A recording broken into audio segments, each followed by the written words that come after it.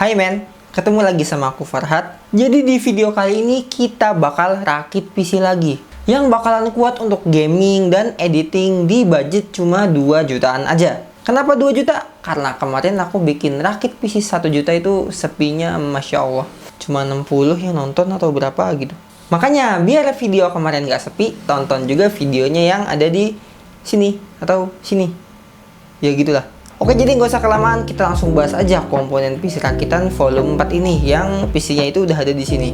Kita bahas komponennya dari belakang supaya kalian penasaran, oke? Yang pertama, yang terakhir, kita di sini pakai casing kantoran aja. Di sini aku tuh pakai casing yang ukurannya MATX, jadi dia bakalan lebih kecil dari casing-casing yang gede gitu, karena mobonya juga kecil kan.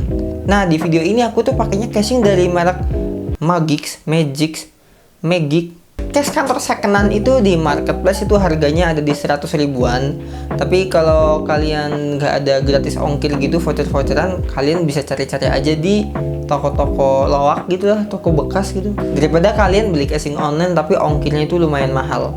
Nah, karena airflow di PC kantoran kayak gini tuh kurang bagus, jadi supaya penghuni di dalamnya nggak kepanasan, aku tambahin 2 buah fan. Ini tuh fan murah yang nggak ada nyala-nyalanya, biasa aja warna hitam gitu. Yang satunya itu 12 cm dan yang satunya itu 8 cm. Yang 12 cm itu di marketplace ada di 12.000 dan yang 8 cm itu ada di 10 ribuan. Dan di PC ini tuh aku pakai dua-duanya buat intake karena nanti exhaustnya langsung dari PSU. Terus untuk menyuplai daya di PC ini, di video kali ini aku nggak pakai yang kaleng-kaleng karena di sini aku pakai PSU dari Seasonic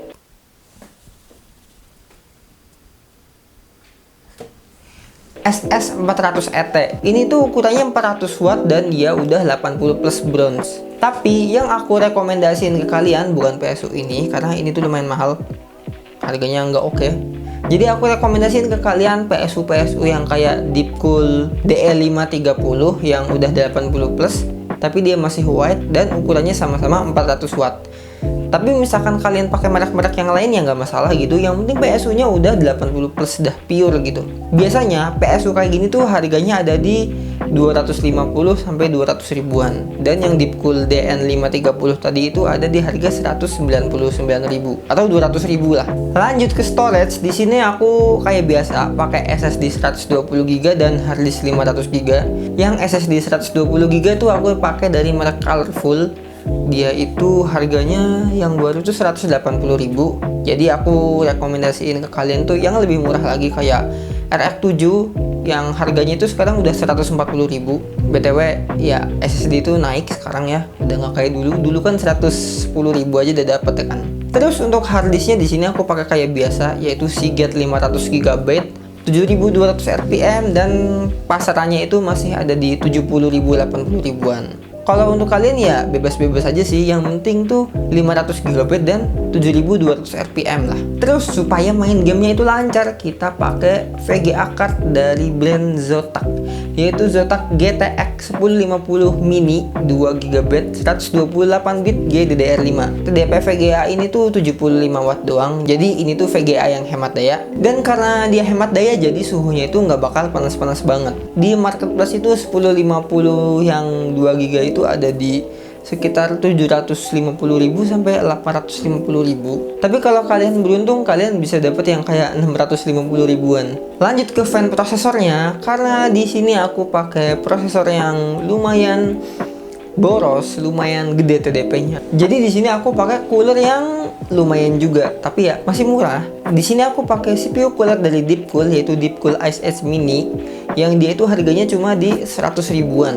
Dia itu CPU cooler tower yang ada punya 2 heat pad dan fan-nya itu sekitar 8 cm kalau nggak salah, 8 atau 9 cm gitu lah. Untuk CPU fan ini tuh cukup-cukup aja ya buat prosesor yang kayak 95 watt, 100 watt itu masih oke lah ya, walaupun rada ngepas. Lanjut ke RAM. Di sini karena RAM 8 GB itu udah kerasa kayak pas-pasan ya.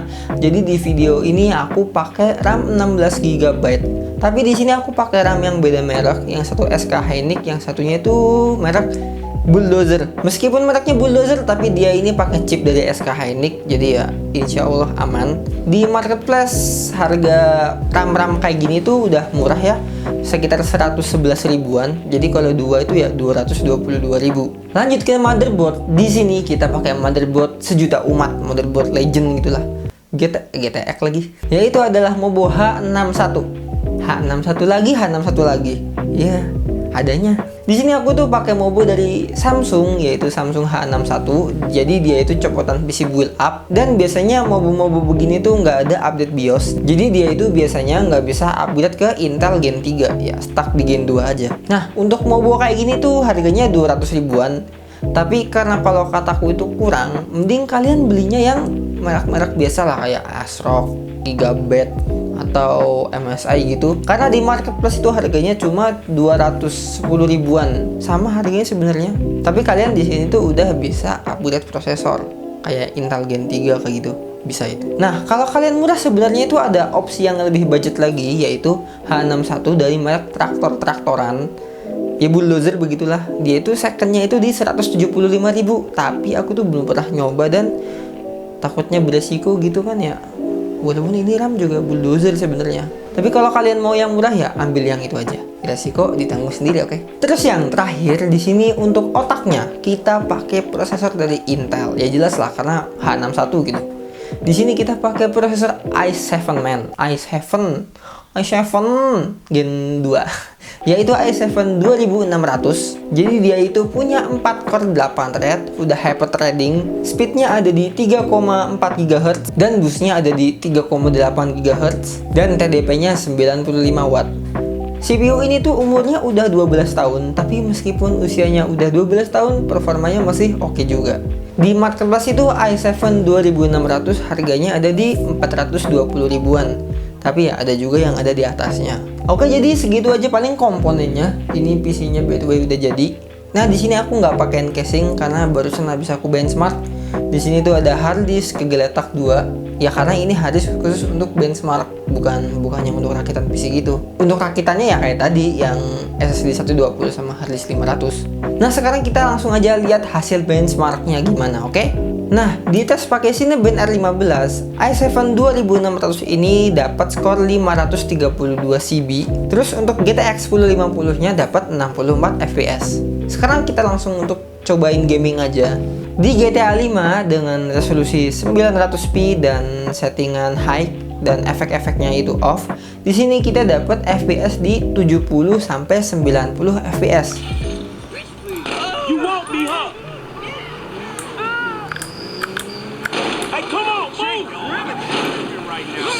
Hey, I ain't got time for this crap. Asshole.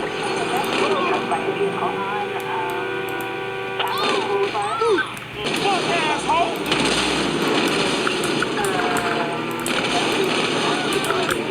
Shit, that was close. Shoot me.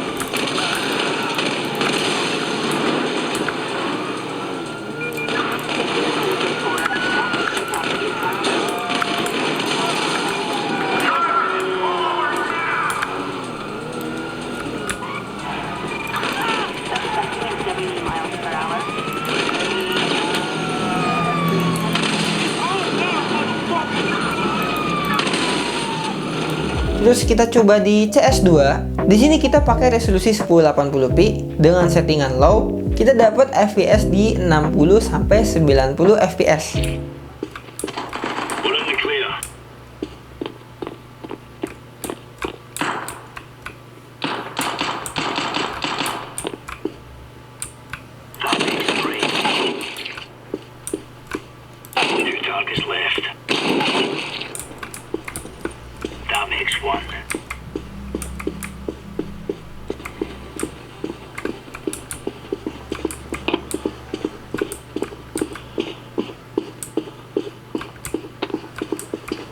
Habis itu kita coba My Hero Ultra Rumble. Di sini kita pakai resolusi 1080p dengan settingan high dan efek-efeknya itu on. Kita dapat FPS sekitar 48 sampai 60 FPS.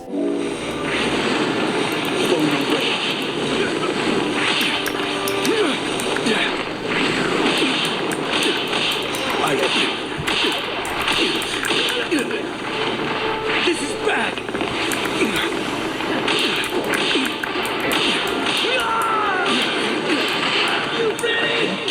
Give up.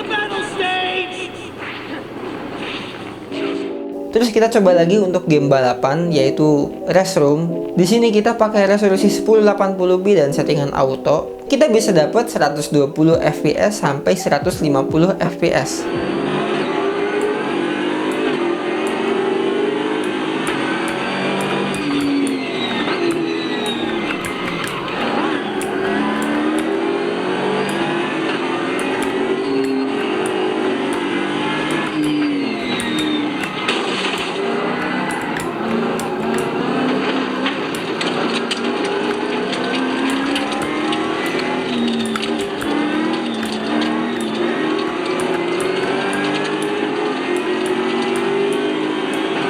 Yang terakhir di sini kita coba untuk main Sims 4 juga. Di sini kita pakai resolusi 1080p settingan ultra.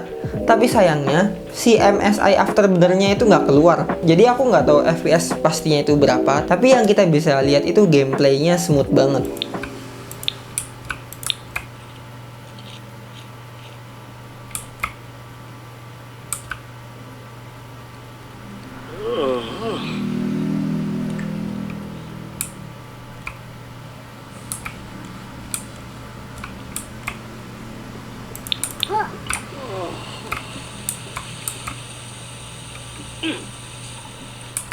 Happy.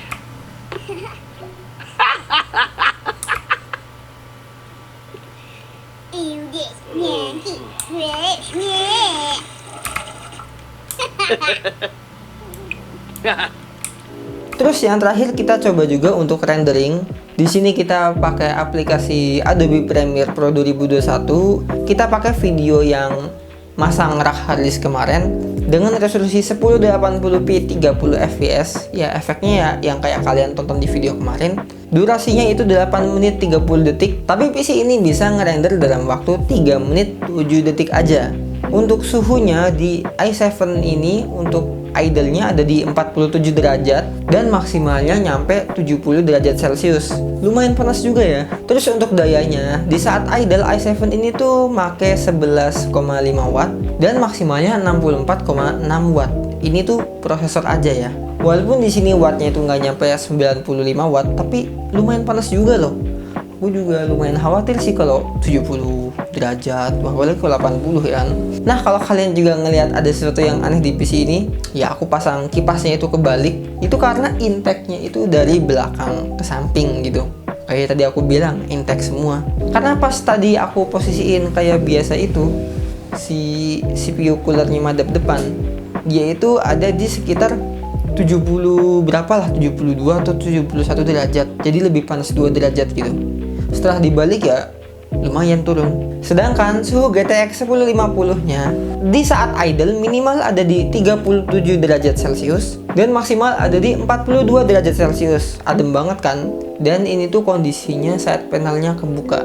Di total rakitan PC volume 4 ini tuh menghabiskan dana 2.236.000 dengan rincian sebagai berikut.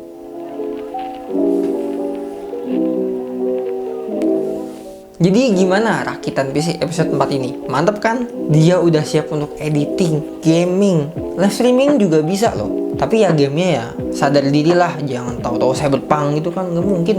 Ya paling kalian main GTA 5, CS, Valo kan gitu, itu masih kuat. Nah, bagi kalian yang mau rakit PC sendiri yang speknya kayak gini, link pembeliannya udah aku taruh di deskripsi. Jadi kalian bisa langsung klik aja, oke? Oke, jadi segini aja video rakit PC volume 4. Like kalau kalian suka dan share ke teman-teman kalian. Apalagi kalau teman kalian itu lagi nyoba live streaming tapi pakai laptop Core i3 Gen 7. Dan sampai jumpa di video selanjutnya. Dadah!